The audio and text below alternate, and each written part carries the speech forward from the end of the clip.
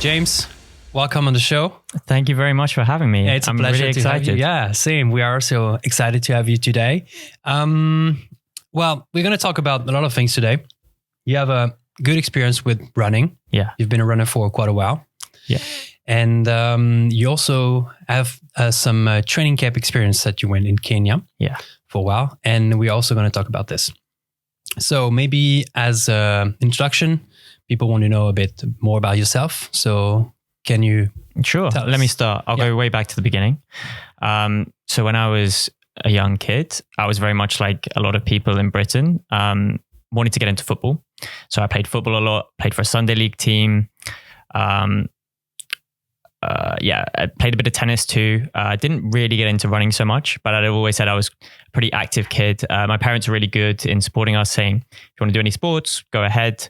You know, they were always willing to sort of take us to games, take us to training, my dad especially.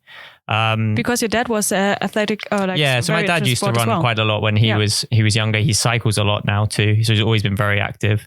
So we get that from them. Then I was always football obsessed, constantly played football, even all the way up till I was 18. I remember when I was my first sort of introduction with running. Mm-hmm. Did a bit of cross country when I was probably 10, then kind of left it alone again.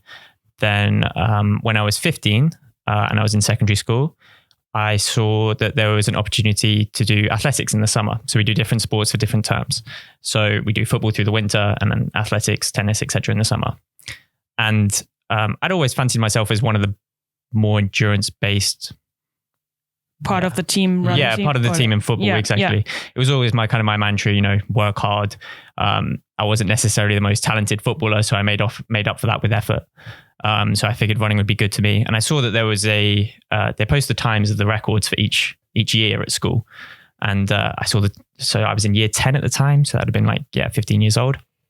I saw the record and I thought, you know what, I'm going to join up and I'm going to try and get that record. A record for what? 1,500 meters. Okay. Because that was the longest distance you can do. Yeah. So then I showed up to training. I think the first lunchtime training, we did some interval repeats of 600 meters. I think I was nearly sick because I probably had lunch way too early beforehand. Yeah. But I stuck with it. So kind of, you could see that this was my first introduction to say how to properly train for running. Did weekly sessions, etc. Did a few meets, which was quite cool, with 1,500 meter races. And I think on the last race of the year, I actually beat the record by a couple of seconds. So it was really rewarding to kind of see that. And I was kind of surprised myself. And actually we had a sort of sports award for the end of the year. And I got most improved. And so shout out to my teacher at the time, Mr. Hunter, because he was like, this kid showed up, he put in the work and he shows you can get a record. And I think that's a really good example of just, you do the work, you get there. Yeah. And it's kind of a big mantra of mine. Do you remember what the time was that you bet in the 1,500? It was around 4 minutes 50 for 1,500. Wow. As a 15-year-old. Wow. Yeah, I'm still not beating that. Let's say it like that. And I'm like, well, okay, I'm older, so maybe I should get some credits, but I'm sorry. Yeah, it's okay. I would have, again, there's kids that age who can run faster, but I was pretty pleased with it too. Pretty pleased with it, he says very modestly. And then I think probably later that year as well, my dad got me to sign up for a 10K, which was quite cool. Ran my first 10K, just a kind of casual fun run. And then kind of left running alone for a little bit, because then you get into 17, 18, in sixth form, played football more, was playing for a couple of teams a week. But I kind of realized I'd already built up this endurance base, so to say, because I was always a pretty active kid, not just through sports, but did stuff did a paper round every morning. Yeah. So you get up at 6 a.m., 5 a.m. sometimes, go and cycle around the village in the pitch black and with 10 kilos worth of papers on your back. And I think all this stuff adds up. And I think that's what a lot of people don't realize too. When you're a kid, if you be an active kid, and it can really make a difference in your fitness base. Yeah. Yeah. Then, so played football, 18, etc. Then when I got to university, I went to Edinburgh University. I kind of decided, okay, I don't want to trial out for the football team. I've kind of done with football for a bit because, I'd done it for so long. I kind of knew where my level was. Let's try something else. And I thought, all right, let's try, you were quite good at track a couple of years ago. Let's have a go at that. So I joined the athletics club, really enjoyed the atmosphere there. So the nice thing about the athletics club was it's mixed gender. So male and female, which is quite uncommon for a lot of university sports. So there's a lot more of a social dynamic to it. It's not boys versus girls, etc. Very inclusive. And very knowledgeable also, you said. Like you were talking about your training the other time. So that it was not, although it was completely organized by students themselves. Exactly. So you have, say, fourth year students who've been there a while. There's also a lot of athletes who are, say, knocking on Team Scotland's door, etc. So, and then we had coaches at, say, the local track club who have trained, very high standard athletes. Mm-hmm. So we organized our own training with the university. And that was, where I got my first sort of sense of building a training program, so to say. So, one day we'd have circuit training in the gym, we'd have a track session, we'd have a hill sprint session on Arthur's Seat, and everyone showed up no matter the weather. If it was snowing, if it was raining, which if people who know Scotland knows it's raining quite a lot. Yeah, I was about to say you don't have a chance if you are living in Edinburgh, I guess. Exactly. So you get quite used to the conditions quick. And so for my first couple of years there, just again focused on 1500. I also spent a lot of time in the gym doing stuff which didn't help for 1500, like bicep curls, as a lot of people who knew me at the time would do so. But I think everyone does when they're that age. They kind of want to look good as well as perform. But that's where I kind of really fell in love with running, so to say, at the time. Yeah, nice. Yeah. And if we fast forward, long time afterwards, so basically about 2 years ago, you did and completed the Boston Marathon, right? Yeah. So that was kind of, in some ways, a culmination of my long running distance goals. So then if I kind of separate off from university, so I kind of finished university and then I started a full-time job in the city in London, quite decent hours and stuff. So I kind of, I'd lost my kind of crew, so to say, from university. And I was like, all right, well, what's the next goal? And I thought, let's have a go at long distance running. So it's an easier thing to train for when you've got a job because, you just need a pair of shoes and you can get outside the door. Yeah. That's kind of was my logic. Yeah. And I set myself a goal of trying to run a sub 45 minute 10K. I thought, right, let's set a goal. You'll do the training. And that came pretty quick, actually. So like a month or so. I think it was just the first chance I had to go in because I didn't realize at the time quite how good my base was relatively for an average runner for say local meets. Yeah. Then I built up and did my first half marathon and I kind of went along as I did, kind of keeping the same habits of a gym session every week, maybe a bit more to do that, the different elements of training, intervals, hill sprints, etc. Then my first half marathon was 1:21. Yeah. Which is an okay time for a first half marathon. I think this is extremely decent. Yeah. And so I was... Was it an official race? I'm sorry. Or was it like you just, as a 10K, went out by yourself? No, it was an official race. Yeah. In Windsor, I believe. Then I'd done a half marathon in the training, but like say a longer run, so like a 15-mile run as part of the training. And then after that, I was like thinking, okay, let's go bigger. Let's try a marathon. Yeah. And it was around about the time that Kipchoge was going for his first breaking too. So it brought up a lot of hype. So that was 2017. Yeah. And I looked around and thought, right, let's pick a cool race to do. So I picked the Copenhagen Marathon. And that was in May 2017. I kind of decided I was going to do this in December. So, as I do with a lot of things, if I see the goal, I plan for it and I make sure it's going to happen. Or at least do everything in my power to make it happen. Yep. So I scoured Reddit and sub forums for how do you build a training plan? How do you build up mileage? What kind of things do you need to consider? All in. Yeah. So, all in and I was quite busy with work and Marloes my girlfriend was living in a different country at the time. So I could put quite a lot of energy into this. Did so. And the whole training cycle went really well. Yeah. And so that was my first marathon and I ran 2:58. And it was my goal to break sub 3. No, nice. And I was really, really pleased. That was probably still the proudest moment of my running sort of history. Wow, yeah. And more because of how I went on the race day. So I know I'd done all the prep. I was in a really good mindset. I knew the pace was good. The first 13 miles went by and it was just like a breeze, as I think all good marathons should do. The first half shouldn't even feel like effort. And then I got to mile 20 and my calf completely cramped. And I hobbled for a few steps and I thought, oh my God, I'm done. Probably for a second, I thought that. And then as soon as that second passed, I said, no, you've trained too hard for this. You're going to finish. And again, this is, I think, that kind of make or break in your mentality of, I said, I put in too much work here. I'm in shape. You're going to just keep going. And again, it's one of those experiences for if anyone's done a marathon, they'll be able to explain to you those last 10K are purely mental. Your body is falling apart. It's how can you keep your body moving? How can you keep in the right mindset? And I did. And I got to the finish, still carrying on at the same time. Don't know how my calf was there. And I remember just running down the final straight. Wow. Just, pure elation. Yeah. Well, what kilometer did it happen that your calf cramped? So around kilometer 32. Yeah. Oh, wow. That's usually the wall around 30. Exactly. It was the prime spot of saying, here's the wall.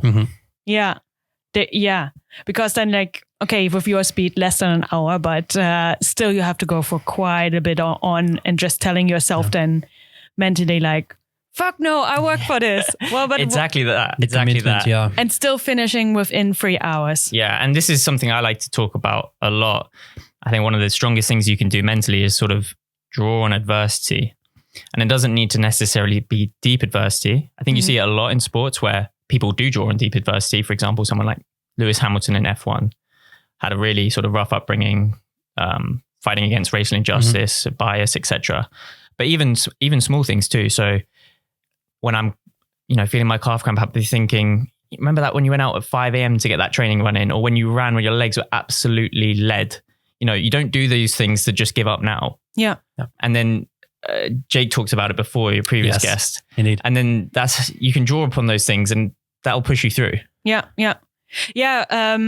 I was thinking also when you, it's really impressive to see that the moment that you set yourself a goal, that this is enough motivation for you to get up every day or every other day. I don't know how many trainings that you have to prepare for that Copenhagen marathon. Yeah. So I think my peak week I didn't do too bad a mileage. So my peak week was around 60 miles. So just over 100K. Yeah. Which is for a 3-hour barrier is probably on the lower end of what people do. Yeah, actually. Yeah. But still. But a lot of my average runs were quite fast. Yeah. And then it was, say 6 runs a week, 2 gym sessions, that kind of thing. Yeah, especially full-time job in London, probably quite demanding. Then, of course, you have the advantage of your girlfriend not living with you, but so you have a little bit more spare time. But still, how many people actually do it to get up at 5 o'clock in the morning, go with a run in, have an entire 8-hour work day, socialize in the evening, or even have a second running session you sometimes talked about? Yeah, I used to. Well, in my second cycle, we'll come to that in a bit. Yeah. But I was listening to a podcast the other day with the GB sprinter, Dino Asher-Smith.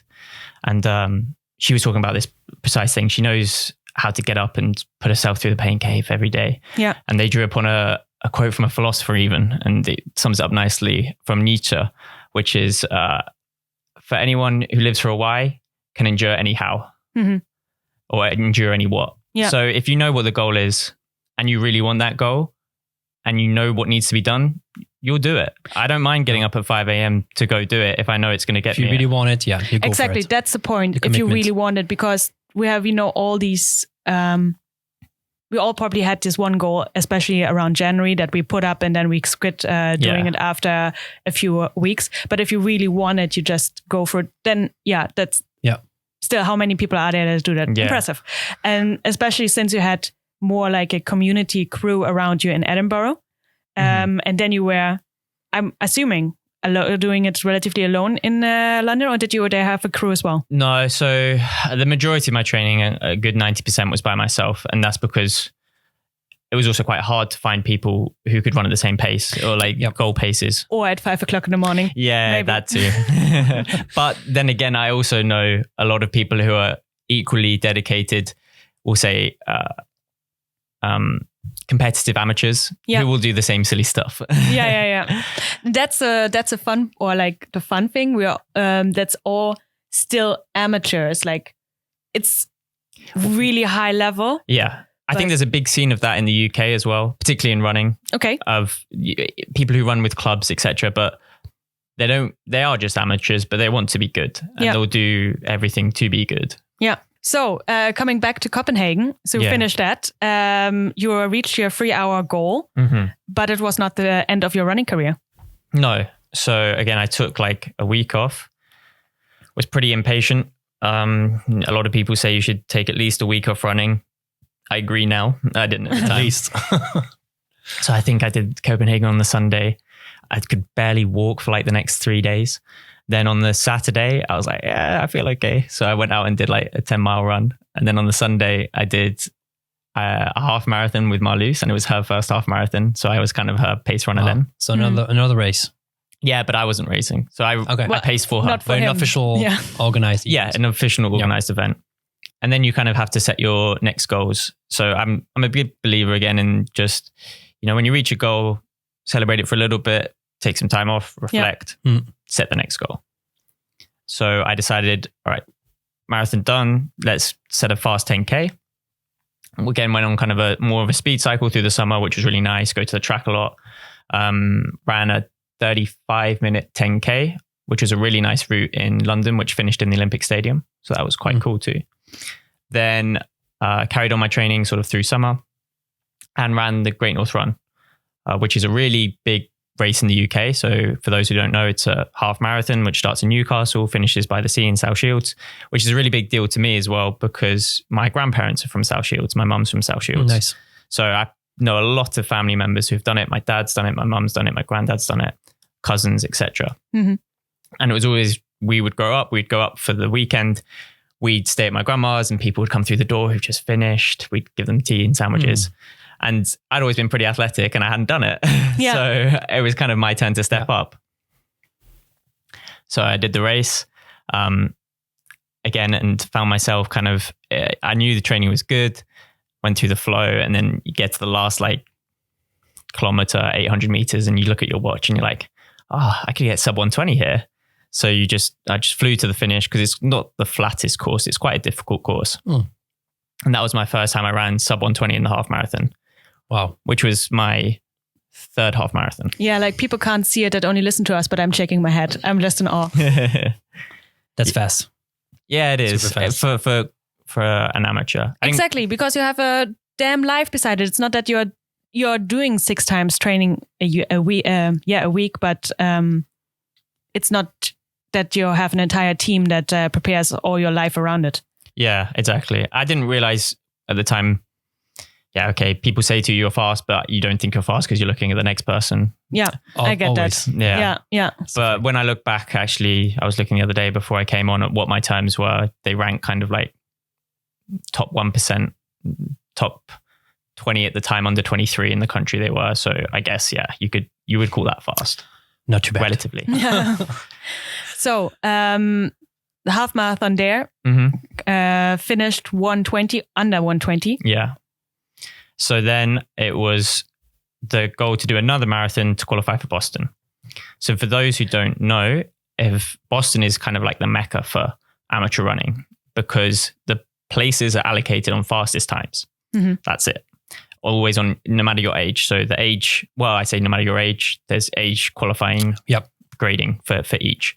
So for men at the time, you had to run a sub 3-hour marathon. Then the way they allocate the places is everyone would say a sub 245 time applies first, sub 250, sub 255, sub 3. And then there's actually a cutoff on the time. So it could be the case that like the cutoff time is 2 minutes 58:30 for the last, say, like year and a half. So again, I kind of built up into a huge training cycle. I decided that I was going to do it in Rotterdam because it was a really flat race. It should be fast. I had and that's when I kind of went all in on like a really big training cycle. Yeah. Doing double days, those kind of things. That was the first time I kind of ran with a crew in London. So I ran with Track Mafia, who are a really cool crew. Shout out to those guys, Corey, Jules, Justin, Manny, which I really needed actually, because the individual training was probably taking its toll, because you kind of get stuck in your own ways a little bit of, right, you need to do this and suffer, which can be productive at times, but it can also be damaging too. And they were good to have kind of a weekly reflection of like, what are you guys training for? What are you doing? Bouncing ideas off each other when it comes down to the kind of small preparations of, race day, what shoes, what gels, etc., those kind of things. Mm-hmm. And adding a bit of fun back into it too. So we do like a weekly track session there, and everyone goes and trains hard, and everyone trains together. So that was cool. Yeah. But that was a really rough training cycle for just a number of reasons, and I think it probably was taking its toll quite a bit. And people will say that, and I can see that now, but you never kind of see it in the moment. But you learn from it. So then I had the Rotterdam race. It was the week after I moved to the Netherlands. And I had Marloes there supporting me. She was awesome because she was there halfway around with my Martin. Again, I was like so ready for the race. I'd never been in better running shape. Yeah. I dealt with like quite a lot of struggles during the training cycle, but it just helps you if you come to the race line fresh. So again, this is kind of like the preparing. You'll find any method of how to do it.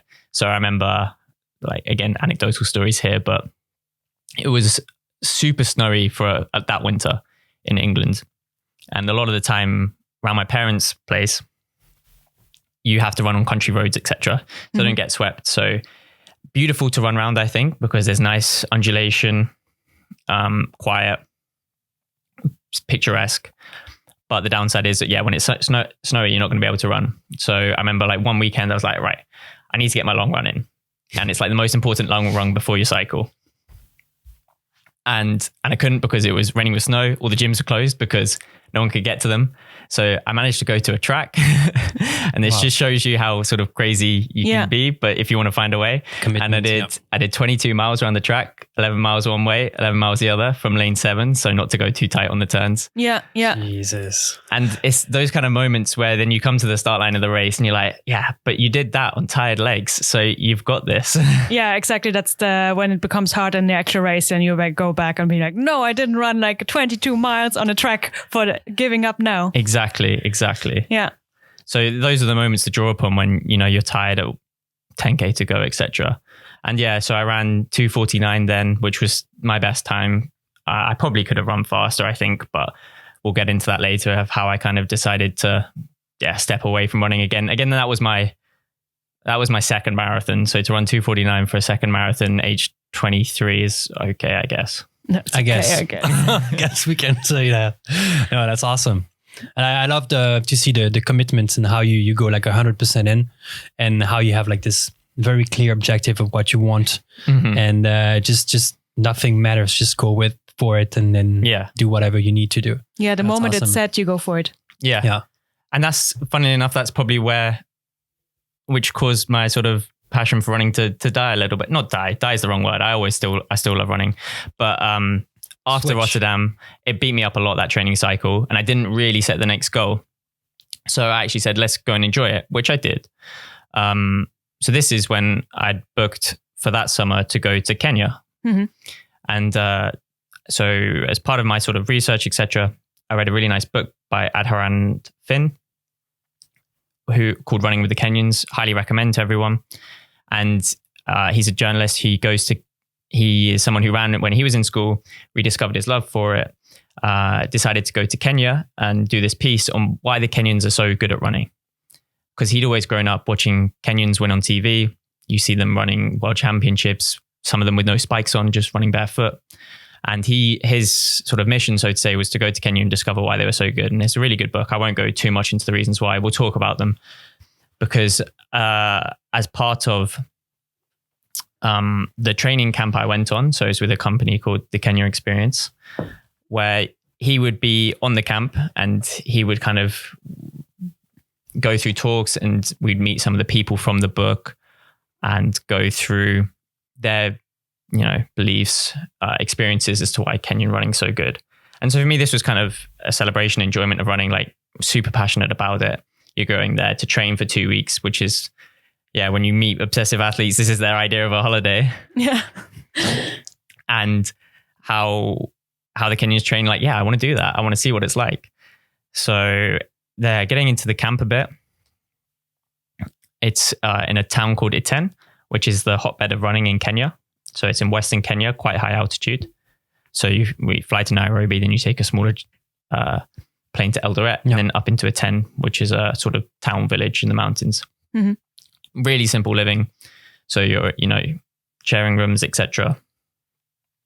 And you're there to train, sleep, and repeat, pretty much. Eat, sleep, eat train, as well. Repeat. Yeah. Yeah. We were talking already beforehand, and we also received this question from Tim.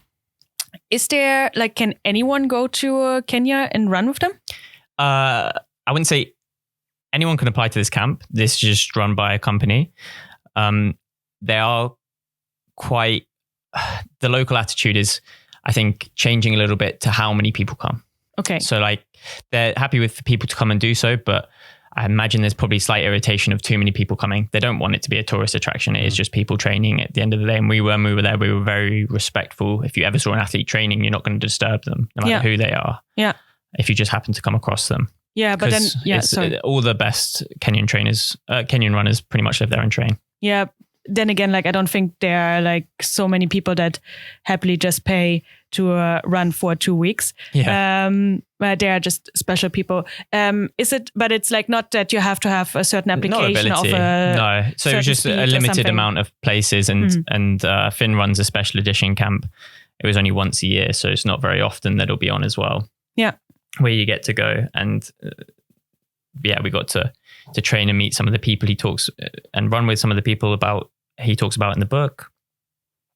Understand the Kenyan Way of Training, which I'll go through quite briefly, which again, how I base my kind of training week without realizing. Yeah. So it's quite typical that when you run fast, you run fast. When you run easy, you run easy. And then they kind of structure it. So it's, say, on your Tuesday, you'll have short intervals. Could be hill sprints. Mm-hmm. Could be fartlek. So it could be 1 minute on, 1 minute off, times 10, 15, etc. Wednesday would be an easy day, with Monday also being an easy day or medium day. Then Thursday would be longer endurance. Actually, in Kenya, it's not, but for us, this is how it would look like. Longer endurance, so something like 3 times 10 minutes, 5 times 1 mile, those kind of more endurance sessions. Could be a progressive hour run as well, where you speed up as the run goes on. I think that's a good training session as well. Mm-hmm. Saturday easy, or Friday, Saturday easy, and then a Sunday long run. Mm-hmm. And then probably Monday you would take your rest day. And Sunday runs as well should be quite close to your race pace. It's one of my gripes with the average runner is that they do their long runs too slow. It's not a slow long run. It should be a hard long run. Yeah. And then long run, you're considering everything above, or is it time wise? Yeah, I think time's a better comparison for an average runner. Yeah. So for me, I'd say everything above 1 hour 45. Mm-hmm. I'd consider a long run. Yeah. Yeah, regarding the pace. Yeah, I guess because 21k for those guys is different to 21k for your average runner. Yeah. And that's the funny thing as well, because you see these Kenyan runners and some of them will get up to close to 200 kilometers in a week. But if you look at their time on feet, it's not that long by comparison. Yeah, true. Yeah. And so this training camp was for you the next thing after the marathon. Yeah. And because you said you needed to have a new goal, a new objective, something that you wanted to reach. With this training camp, what did you hope for in a way? What did you want to reach?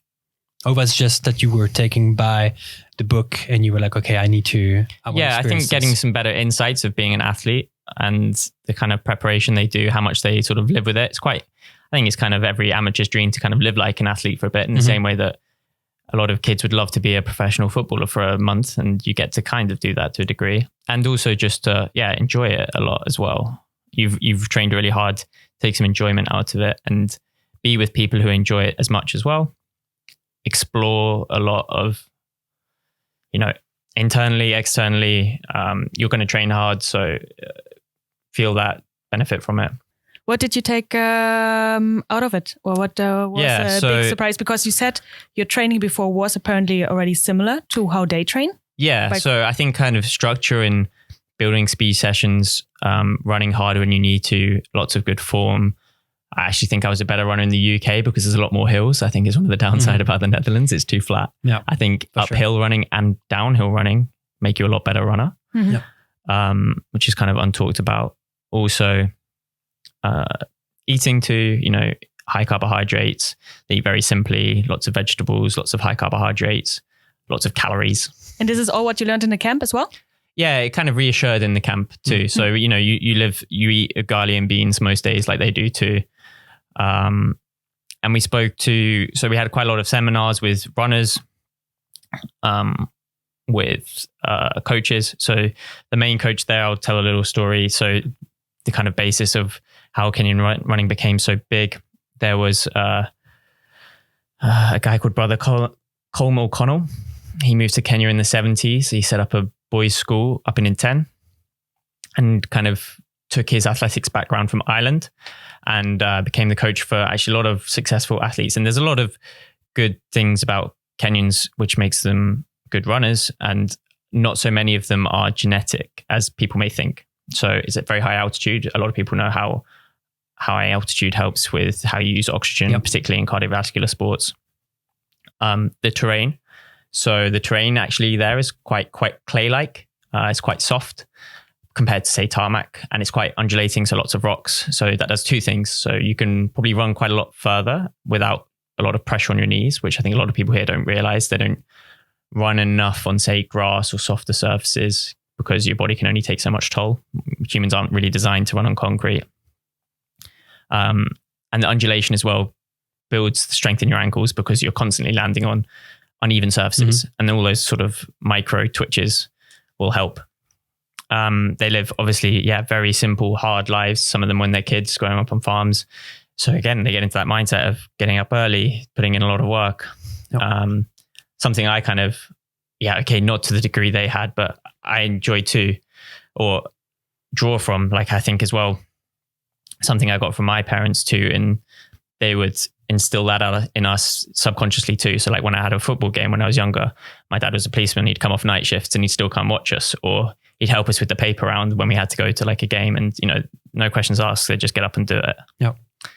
So again, the same way Brazilians have with footballers, Kenyans do with runners. It's the icon, it's their way out. So that's how they'll train hard. And that instills a lot of mental toughness in them. The biggest surprise for me, so a lot of that stuff was reaffirming stuff that I realized without realizing it. Stuff I kind of had or had done without, say, knowing consciously I was doing it. Yeah. One of the bigger things I took from it was resting. So that I was always someone who would choose training over not training. You'd be itching to do it to my detriment, I think. And that's why I kind of probably backed off and burned out a bit after Rotterdam. But such as you learn from it. And one of the great quotes from Finn when we were in Kenya is that a Kenyan can do absolutely nothing and be okay. And it's something that people around, say, in Western culture are rubbish at doing. How often do you just sit? And not do anything? Not watching Netflix, not reading, not doing something relaxing. But not sleeping, just sit and be happy. Yeah, never. No. And he would catch people doing it all the time. And so, they really have the two extremes of putting in the hard work and then recovering properly from it. And we kind of just have on all the time. Even recovering is our kind of on, to say. But is this something how did you experience that during the camp because he probably made you do nothing for a moment, right? Yeah. So we'd have a lot of afternoons where we would just sit around, recover before going out for a second run, or be encouraged to say, keep a diary, just keep our own thoughts. You can do stuff, just even simpler stuff, like maybe even going for a walk and just taking in scenery, etc. Did you enjoy it, or was it hard for you? No, I enjoyed it. I would. And it's one of the habits I've tried to keep more now. Yeah. Do you journal? Is this a personal question? I did during the camp and I did enjoy it. I don't now, I will say that, but I wouldn't be against it either. Yeah. Trainings journal? That you write down your training and how your training goes? Yeah, I do that now as well with CrossFit still. Yeah, and, I expect But that was one thing I meticulously did when I was running. I had my plan laid out for 16 weeks in advance. but you then also wrote down, okay, this was going good. This was not going good. I felt a twitch there. Like, yeah, exactly. Do more strength work on your ankle because it feels weak. Pace felt good on that rep. Increase it by 5 seconds next time. Yeah. Did you actually read back what you wrote? When I was running, yeah. Yeah. Because that's my idea of like, if I do this, probably can commit to do it. Yeah. But then am I going to actually read it again? That's the thing. Yeah. No, it is useful. I probably didn't do as much as I should, but it was always there. So, but I think like the simple act of writing it down, reinferred, like it's the same way in school. They let you write things down because you hear it, you write it. It's just another way of internalizing it. That's why I never learned anything. I never remembered anything.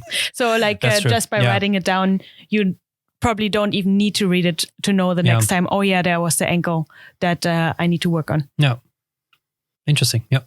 Yeah, I'd agree with that. And even if you don't reference it, it instills it a little bit more for yourself anyway. Yeah, it's also sometimes the moment that you say something out loud or like put it on paper, you are realizing some things that you did not realize the moment when it's just floating in your head.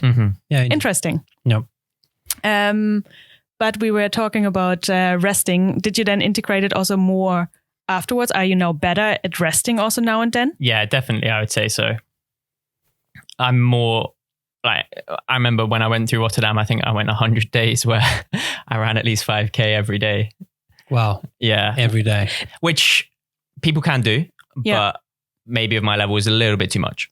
Did you ever have issues with getting injured or? Niggles, but I was always good at spotting them and knowing what needed to be done to fix them. Again, this comes from having a good background in track running from beforehand. Yeah. You run on the track first, you run with better form, you know the drills, you know the prehab, whatever you want to talk about. Jeremy talks about it a lot with strength training. I kept that through the entire way. So even when I was running, I was still doing a lot of gym work relatively. Even when I was at my smallest, I was still going in the gym and doing squats, etc. Yeah, a good of knowledge base that was set then there in Edinburgh. And I didn't really realize it so much, or realize that I knew it and a lot of people don't.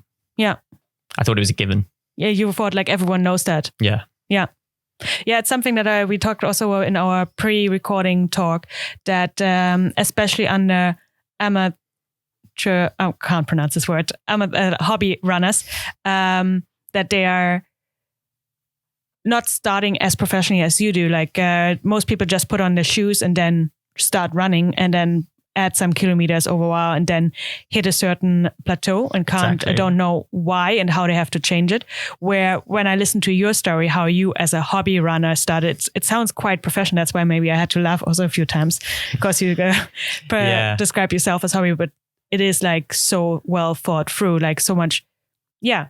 Yeah. And I guess that's part personality trait. If I want to do something, I want to do it properly. Yeah. And you research every element of it. And almost to a detrimental level, sometimes you can be stubborn. You're like, I'm going to do it properly. And that you're in a circle, it can rub the wrong way if it conflicts and stuff, but it can also be a positive thing if you know how you want to get it done and you research constantly of how to improve that process. Yeah. You said then Kenya was kind of like your reward for Rotterdam. But you did qualify with Rotterdam for Boston. Yeah. But before that, I'll finish with Kenya for the nice story, given we've got London tomorrow as well. So the favorite thing we did in Kenya, which they so we had lots of good things. We met a lot of good runners. We went for tea at Mary Katani's house. That was cool. Seeing like World Championship medals just hanging from like the wall and stuff as if they were just like fun run medals. Yeah, fun run medals. Again, met brother Colm O'Connell, his training methodologies, etc., but a lot more simple than you may expect.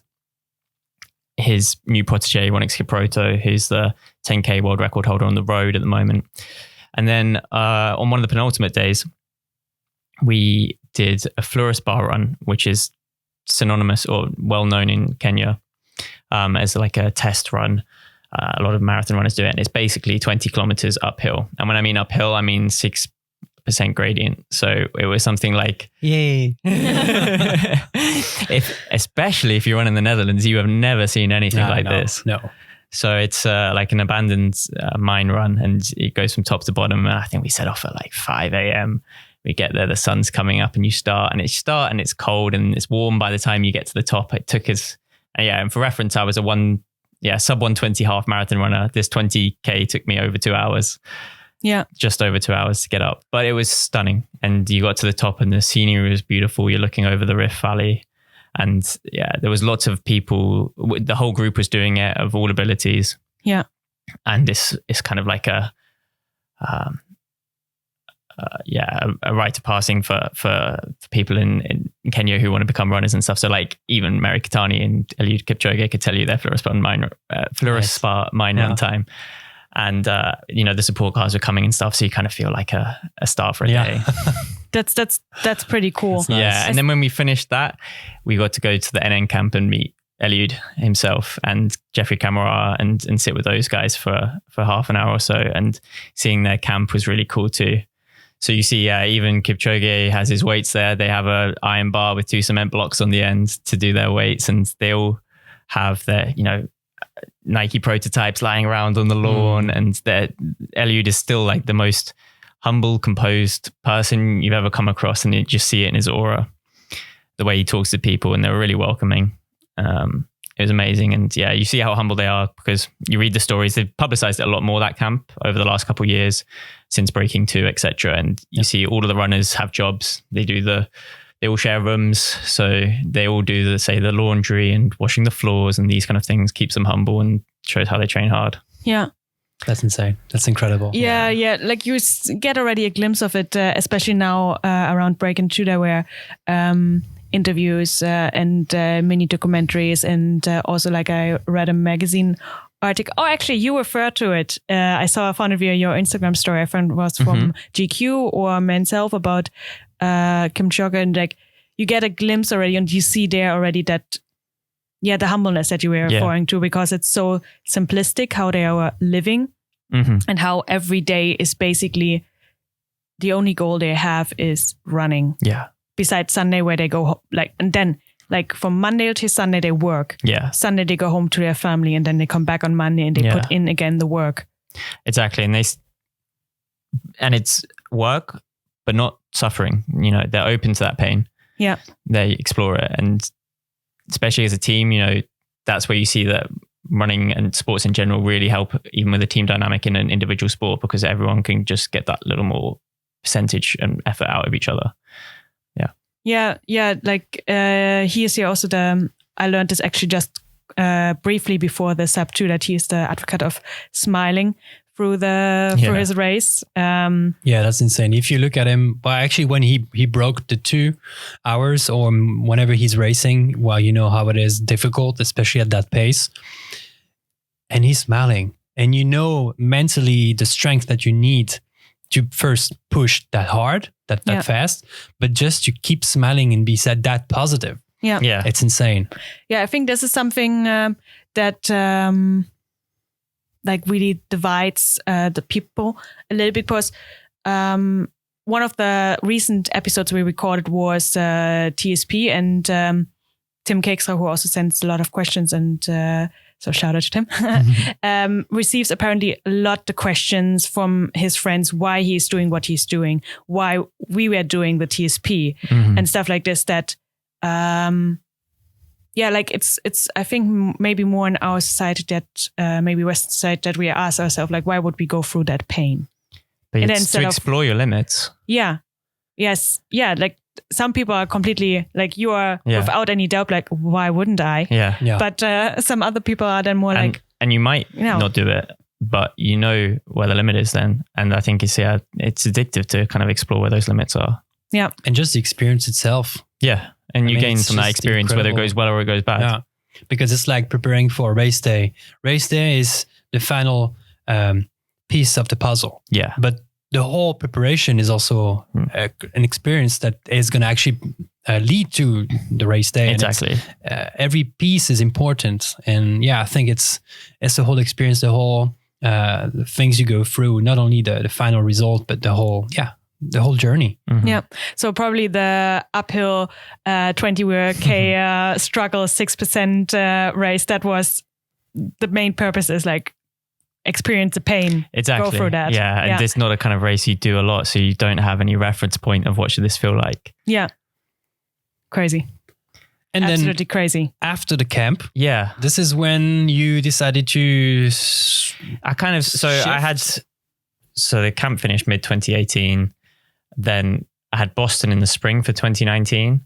And it was kind of during that training cycle, I kind of decided that I wanted a different challenge for various reasons. So actually in the autumn, I was just off decent form. I ran a half marathon for charity for a colleague of mine, which went really well in London. And then the next Sunday ran the Amsterdam Marathon. So something I don't really recommend people doing. So I ran I ran the 120 half marathon. And then the next week I ran a 256 marathon. Wow. But that was also kind of the goal in itself, if you can say, can you run 2 good times within a week of each other? Mm-hmm. Let's try it out. And then I wasn't enjoying running so much in the Netherlands, to be honest. And I think it came down to a few things. So I think, the kind of caught up doing it around work. You have to be a bit more giving because I was living with Marloes at this time. So, you've got to take someone else's needs into consideration and what they want to do, which is completely, reasonable. And, I didn't really have I knew Boston wouldn't be far, so there wasn't really a time to go for. I kind of knew that I wanted to enjoy it. And the training cycle was quite hard. Weather was bad. But weather is bad in England as well. It is, but not as bad. Yeah, I don't know why. I think I lost a little bit of mental edge that training cycle, which I feel like I've got back now. But I could see a bit of more of a defeatist attitude in my training then. And then, this is when I started doing my strength training unscared, which was cool because then you had a community of people you would see and meet. And I didn't have that for running, and I didn't have anyone to go to for running. And again, maybe things would be different if I did have a crew at the time, like you guys are setting up, which I think is such a good initiative. So you didn't really have anyone who was keen on the journey to explore it with, even if just once a week. And I did, and say and I would enjoy the social aspects at, say, the CrossFit box a lot more. Mm-hmm. And so shout out to Marloes for getting me into CrossFit. She was really keen at CrossFit at the time.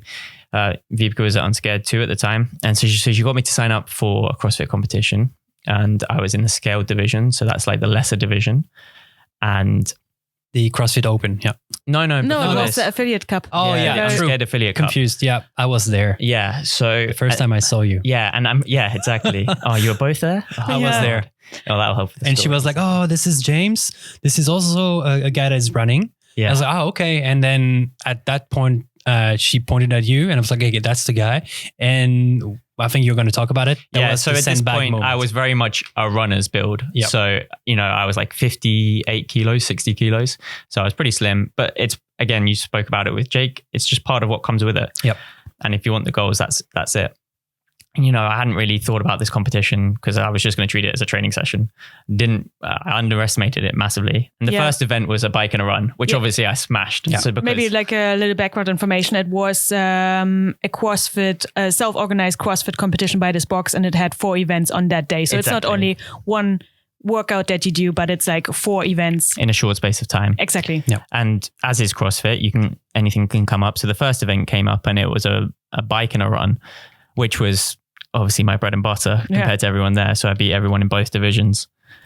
But also wanted to put down a bit of a stamp saying like, I'm the runner, I'm going to run fast. And was clearly completely cooked for the rest of the day. And the rest of the stuff is just not what would have been good for me at the time. So say heavy lifting and skillful work. And then it gets to this last workout.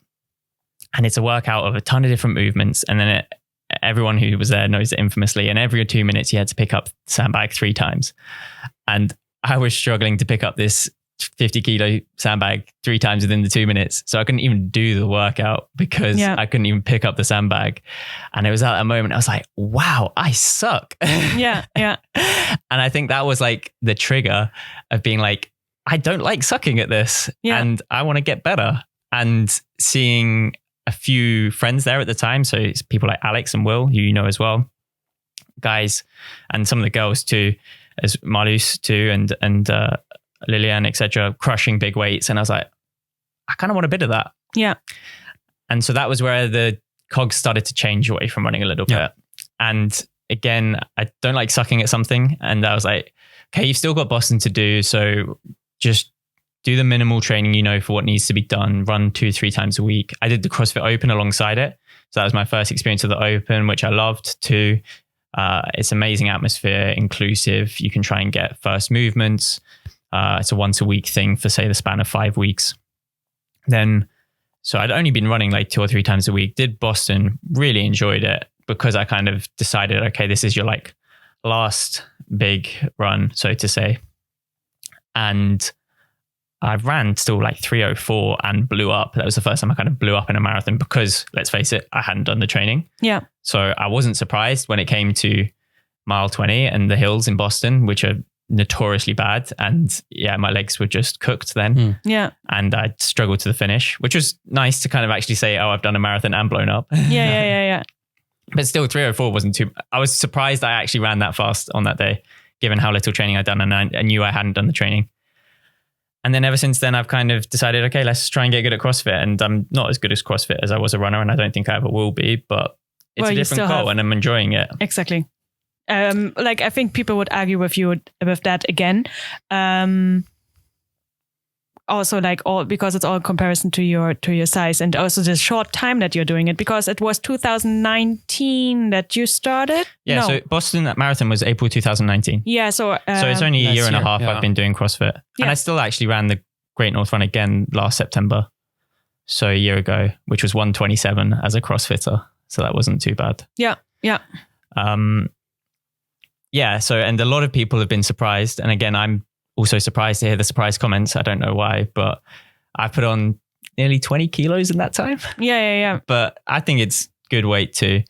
And again, yeah, it's just you have a new goal, you plan out for it, you adapt, and you know what needs to be done. And there's still weaknesses to work on, but it's just more of a way I go about things, a way of living. Like I don't want to, if there's something I want to do and I know how to do it, then you just keep going with it. It's not difficult to do. Yeah. Me. Yeah, there are many things that go through my head. I'm extremely curious how far you will get with CrossFit because you're still in the middle of your journey.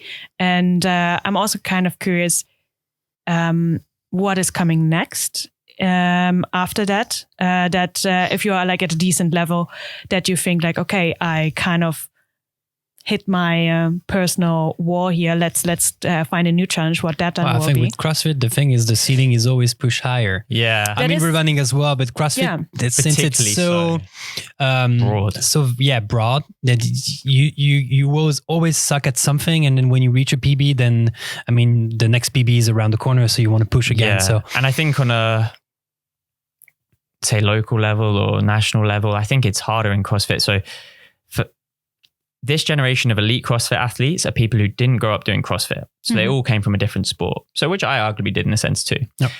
But it's really biased towards certain sports. So weightlifting, gymnastics, etc. Yeah.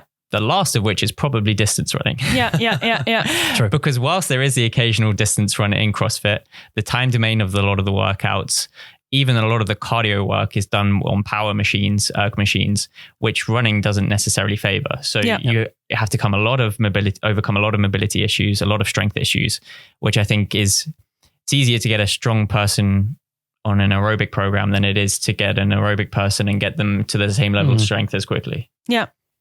So yeah, the ceiling will be higher and it will take longer to get there, but it takes you a while. Maybe at some point I'll probably dip back into running. I imagine I will when I'm like, who knows, you'd say 30, 35, 40. Yeah. We were also asking you before if you, because our CrossFit box offers CrossFit, offers Ollie and strength training, and what you would pick, and you were going for CrossFit because it's more similar to the running part. Like, is this still like what you enjoy? Because like you could arguably say that with CrossFit you're for a longer period more active, and it's. Am I correct if I say like it's more similar to? I think it's closer to running than strength and Olympic lifting. It's more of a workout going on than instead of reps. Yeah, exactly, and it kind of it's a similar energy system or a similar closer energy system. a lot of variance, which I think is the interesting thing and the fun thing about it too. You get to do a lot of different movements. Never the same thing. Yeah, in different reps, time domains, weights, etc. So there's a lot of variance to work out, which keeps it interesting, which is not going to necessarily happen in Olympic weightlifting or strength. They're very specialized in the same way that running is. Yep. And do you then do you see benefits from your running background now with CrossFit, beside when there is occasional run programmed? Well, I think the whole experience of like your mentality of committing, of going all out and knowing how you prepare your trainings, I think this helps a lot. Mentality and the mental work. So programming, knowing how to sort of periodize. I actually had quite a lot from running, how to build up certain systems or focuses, strengths, cardio, etc., aerobic base. And I think that's one thing that I've been quite good at is knowing that strengths I need to focus on how do you do that naturally, how to research these things, how to build on these skills, to keep yourself fit whilst doing so, whilst improving and not going too far. And I think the only physical thing that helped is my ability to handle volume. So I've been able to do a lot of training because relative, like the amount of hours exercise when I was running, I'm not doing as much now with CrossFit. So my recovery times were actually quite good as a beginner, but the actual physical movements, not so much. Yeah, it's actually something related to that that I want to ask you. What do you think was harder, if even, the push through with the long endurance runs, especially with the marathons? Then you said like the last 10K is really pain. Or also that to everyone that is not familiar with CrossFit, like an average CrossFit workout is like 30 minutes is already quite on the long side. So I'd say 10 to 20 minutes. Exactly. So they are relatively short, but still they are painful since they are like so, like the intention is that you go hard in these 20s. What is harder for you? I think a marathon's incomparable to CrossFit. I think a 5K is. Okay. So I think you can, in a 5K, even a mile, you have the ability to just, if you can find that dark space and sit with it for like the really dark space and sit with it for 20 minutes, you can kind of shut off the pain, just keep moving and you can get there. And, when you talk about being in the zone and that kind of thing, I think that's a little bit easier to get into because the end point is nearer. In a marathon, I think it's very different. I think when you get to that last 10K and it's literally doing such a simple movement as putting one foot in front of the other and knowing you're still going to be doing this for another 40 minutes, maybe an hour, 30 minutes even, if you're particularly fast, it's just so long to sit with that mentally. And I don't think you really hit that in CrossFit. And I think anytime you do hit that in CrossFit, you're not doing it at the same intensity. So like, for example, in the CrossFit Games, they had a marathon row. Yeah. But they're not doing that marathon row at the same intensity someone does a marathon. Yeah. Good answer. Good explanation. Let's get to the questions from the audience because we received many of them. Indeed. Apologies. Your friends nice. And girlfriend was very active. So you guys can, listening or watching, you can always submit your question via Instagram or Facebook at What the Crew Podcast, or send us a voice message at speakpipe.com/What the Crew Podcast. And all links are going to be in the show note as per usual. And the first question received is one from our runners at Utrecht Running Project, Alexandra.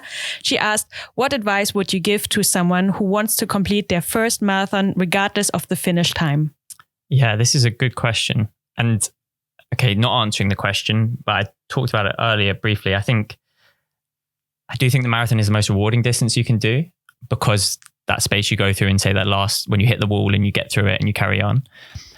But I think if you want to do them well, focus on running well and focus on running fast first. Because even when you run a marathon, the majority of your training will either be faster than your marathon pace or slow, but not too far off your marathon pace, so to say, when you're doing long runs, just the long runs, not your easy miles. But then for your first marathon itself, really plan from far back and build up your mileage. So you should be looking at what you need to do from 16 weeks out, build up that mileage so that you get used to, this is more than one piece of advice, but you get used to running on tired legs. So you know that you can go out and do when you build up those long runs and then you're say 3 weeks out and you hit a 22 mile run, you know what it feels like, and you've done it on tired legs. You've practiced all the small things like your nutrition, your hydration, etc. And then I think, draw from that. So planning, I guess, is the main thing. No, they're definitely very good pieces of advice in there. Yeah, just don't underestimate it. Second question. Who would win in a fight? 2020 James or 2018 James by William? Well, 2018 James would just be able to run away. If he got pinned, then it's not close. Then 2020 James has crushed him. Then Lillian asked, how do you become a fit Daniel Craig lookalike in less than 2 years? So I want to give a little maybe explanation about this question. Flattering. Is that you posted recently a picture on your Instagram on basically, if you've seen, I think it's... I can't remember. Skyfall? I need more followers. Come on. I don't know. I've got nothing to push. So that's all I'm going to push my Instagram. I think it was not Skyfall, Casino Royale. Yeah, and he's basically on the beach wearing board shorts, and you basically had the same picture on your Instagram recently. And since you took quite some mass in the last 2 years, I've put on 15, 20 kilos. I put on a lot of muscle mass in the last couple of years, and so we didn't really talk about it before actually, but after my first marathon, I switched to a vegan diet for two good reasons and one bad reason. And two good reasons were, it's quite obvious to me. It's something you can do for sustainability, which I think is quite cool. Two, I read a lot of evidence of athletes doing it. So again, purely selfishly because I wanted to perform better. And I thought that might give you an edge, particularly in running sports, but actually it's worked out quite well for CrossFit for me too. And then another one in that Marloes had done it first, and I was quite stubborn, being like, it can't be that hard to go vegan. So I went vegan and just haven't looked back since. Yeah. Nice. So after the last 2 years, I've actually put on quite a lot of mass, let's say, eating vegan still. And it's the classic, where do you get your protein from and so on. But it's just in the research again, same as training. If you know what you need to eat, as long as you commit, there's a lot of information out there. Exactly. You find it's a lot easier nowadays as well, I will actually say, because there's a lot more products accessible in the supermarket, in restaurants, etc. So the attitude has changed quite a lot. I don't know if I could have been vegan 10 years ago, so to say. Probably not. Yeah. No, not with as much. Not that easily. Yeah. No. But then again, you like to push yourself through some pain, so maybe you would still do it. So it's just a bigger challenge. But exactly that. It's just all in the preparation. You know what needs to be done. You can do it. Yeah. Perfect transition for the next question, which is also from Lillian. And she asks, if we become vegan, do we get to run, lift, and look like James? So basically what I like to be behind this funny question is that you can be vegan and perform very well. Yeah, definitely. There's lots of good examples in sport of elite athletes too. So there's a number of basketballers doing it, a number of footballers now who are doing it. We talk about it in Kenya. The Kenyans are essentially vegan. There's the only exception I would say is they drink quite a lot of milk. So they love Kenyan tea. It's like 50% water, 50% milk, and then probably another 50%, let's say, sugar. So it's really sweet, milky tea. But in Kenya, actually, they do have eggs sometimes, but they don't eat a lot of meat because cows are pretty valuable for them. So they don't farm cows quite a lot. Meat would be quite a treat. So otherwise, a lot of it is not particularly dairy based. A lot of high carbohydrates, fresh vegetables, fresh fruit, nuts, etc. So they're quite close to let's say a plant based diet where you're 90% vegan. Yeah. And again, you can be vegan and be unhealthy. You can eat fries the whole time or whatever. It's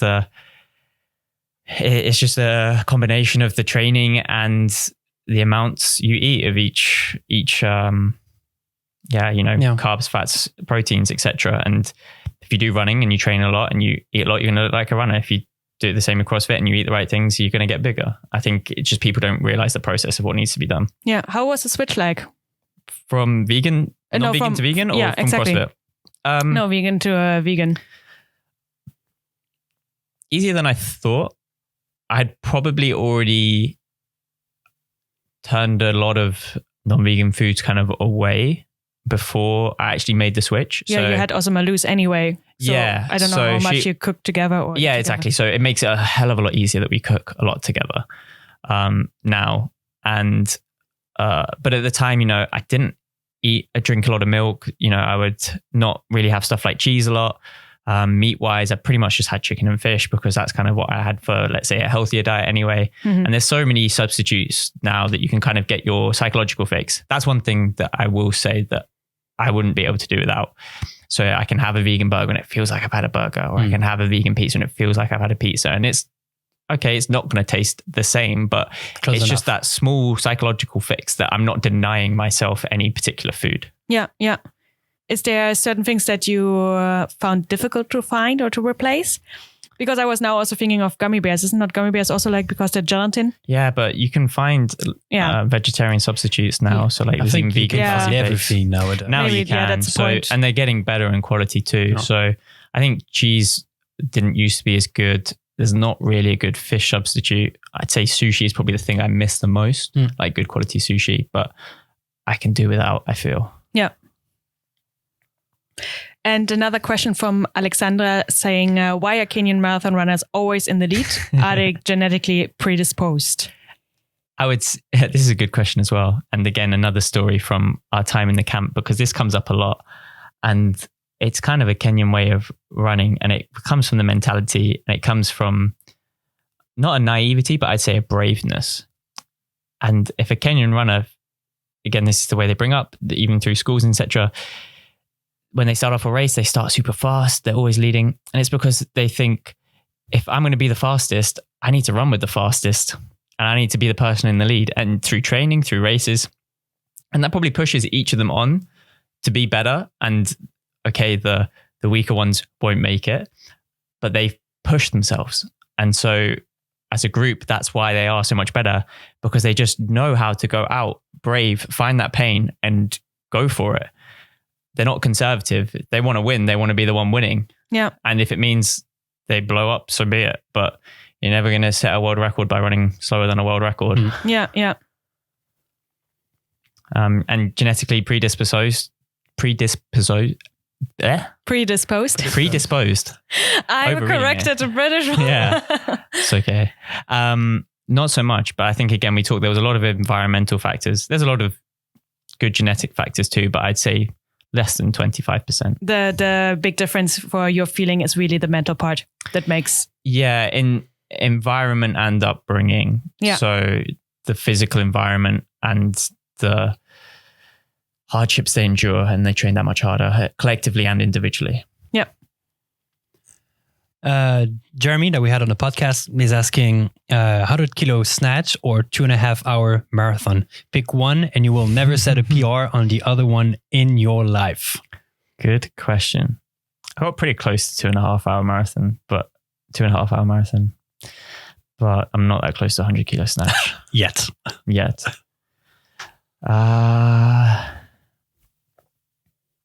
Oh, tough one. Yeah. I'm probably actually going to say the 2.5 hour marathon. Okay. It'd be nice to know. I wonder what the percentage is. I wonder how many people have snatched over 100 kilos and how many have gone under 2.5 hour marathons. You could do the same. I'm sure you could find that out quite easily for, say, 2 hour 10 marathons and 150 kilo snatches. But they're very different. But for me personally, I'd say 2.5 hour marathon. I would like to snatch 100 kilos, definitely, but I'll choose a 2.5 hour marathon. Because it's closer, more achievable? Or it used to be closer, more achievable? Or Yeah. Because you're like, I'm actually quite surprised by this answer, since you're like so into CrossFit in the moment, and like your life completely evolves around that. And yes, of course you go now and then for a run, but it's not your life anymore. So I'm really surprised that you didn't. Yeah, but then again, 2.5 hour, it's nice. Yeah, it's really tough. I think it's okay for me to ever snatch 100 kilos. I'd have to snatch really well. I think there's a lot of big guys. I'm going to do them really dishonestly here. There could be like a 120 kilo guy who snatches 100 kilos quite ugly. but I don't think there's anyone who can run a 2.5 hour marathon ugly or without the preparation. No. So call that 150 kilo snatch, and I think it's different. But I think that takes far more preparation for the aggregate of people to be able to run a 2.5 hour marathon. Okay, I'm happy that I asked, because now it's more understandable for me why you choose that. Yeah. And we have a last question from Malus, your girlfriend.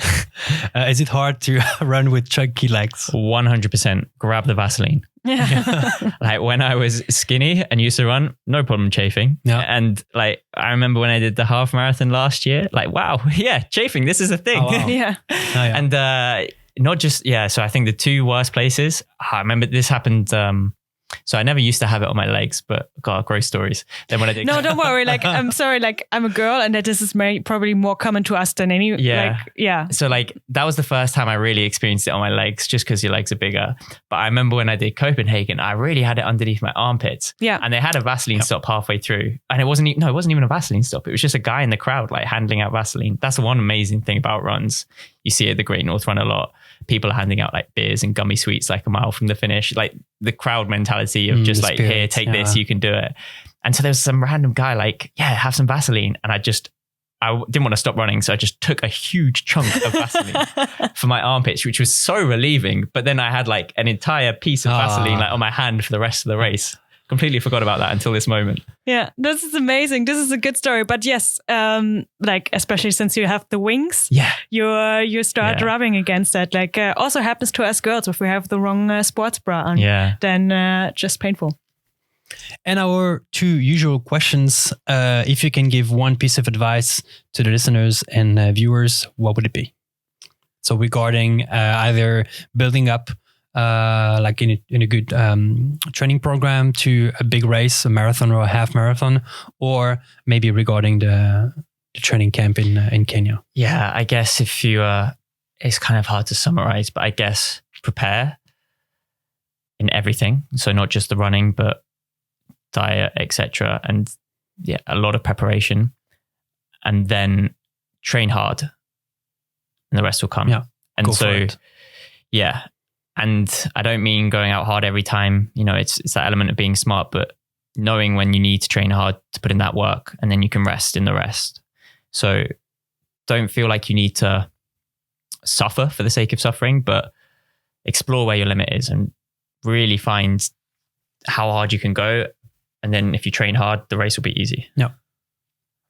And the second question that we always ask is, who should we invite to the show, or what topic would you love to hear about? Yeah, I think my answer, I'm going to steal from Kevin a little bit. We've talked about this before. But again, it's the innovation for, say, like shoes, like shoe designers, what goes into the whole process of that. And on a wider extent, just everything that goes into, which isn't physically training and running. So it could be gear, could be nutrition, gels, hydration, smallest things. Like there's a nice quote from the Team Ineos director, old Team Sky, Dave Brailsford, and he talks about the aggregate of marginal gains. So they're very much a mantra is like, if we can find 0.5% somewhere, it's worth it. Mm-hmm. And again, that ties into the preparation of you can do so many small things which will add up. And loads of people talk about it. I've seen CrossFit coaches talk about it, and you say, you know, you've got to love to make the inches. You've got to love to make the small gains, and the big ones will come. The classic, you add 1 kilo on your lift every week and you're going to have 50 kilos in a year. Yep. Yeah. Yeah, nice one. Where can people find you? Well, we mentioned already during the podcast. At James Morhen. Instagram. I don't really have a lot to push personally in terms of business and so on, but it'd be cool if I got more followers than Marlies. That'd be a nice dig to her.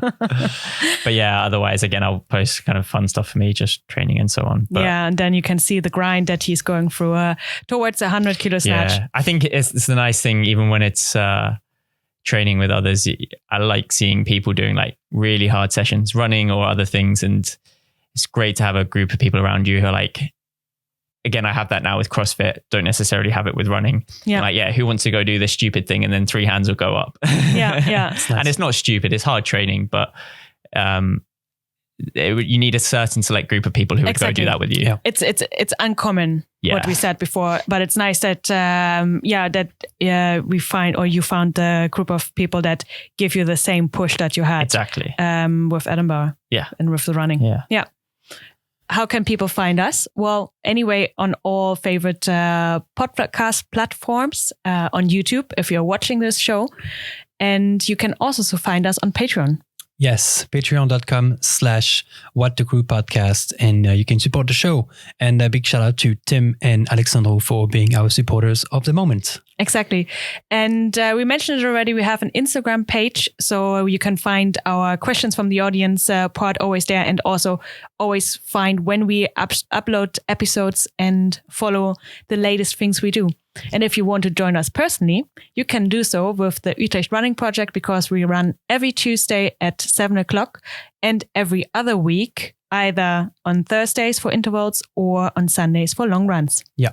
All information in the show note. James, thank you for your time. No, thank you very much. It was nice having you on the show. Yeah. We learned a lot you. today. Yeah. Cool. Bye-bye.